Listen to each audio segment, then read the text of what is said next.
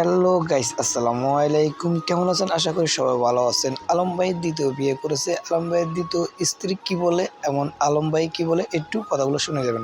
Option নেই, আমি আসলে সবকিছু ছেড়েই আসছি ওর কাছে। আমার কোনো অপশন নেই, ওর অনেক অনেক অপশন আছে। না, ও তো নিজে অনেক অপশন দেখাচ্ছে যে ওর অনেক অফার আসে, বাট আমার অফার আসলে আমি বলবো না আমার অফার নেই। মেয়ে মানুষের আসলে একবার ডিভোর্সের পর তার কোনো ভ্যালু থাকে না, সে যত সুন্দরই হোক। আমি প্রথমেও বলছি, এখনো বলছি। তো আসলে আমার একটা সংসার দরকার ছিল। আমি এখন সংসার পাইছি, স্বামী পাইছি, একটা বাচ্চাও পাইছি, শ্বশুর শাশুড়ি দেওর সবাই আছে, আমি অনেক ভালো আছি। আমারও আর কোনো অপশনের দরকার নেই, আমার অন্য কোনো জায়গায় যাওয়ারও দরকার নেই। আচ্ছা, এটার একটা উত্তর দিচ্ছি। মেয়েদের ডিভোর্স হলেও একটা অফার আসে, সেইটা হচ্ছে ফিজিক্যালের, কিন্তু বিয়ের অফার আসে না। যে সকল বোন ডিভোর্সের আগ মুহূর্তে পর্যন্ত ডিভোর্স নিয়ে লাভ পারেন, যে আমার বাবার হ্যান আছে, আমার মায়ের তুমুক আছে, আমি ডিভোর্স দিয়া চাকরি কইরা ব্যবসা করে দেখিয়ে দেবো, আমি ওই সকল বোনদের বলতেছি আপনি কিছুই করতে পারবেন না। আপনি শুধু একটাই অফার, একটাই কাজ, সেইটা হচ্ছে আপনার ফিজিক্যালে যাওয়া। কিন্তু বিয়ে করে দেখান যে ডিভোর্সের পর একটা মেয়ের দ্বিতীয় বিয়ে করা কিংবা সংসার করা কতটা ট্রাফ, কতটা কঠিন।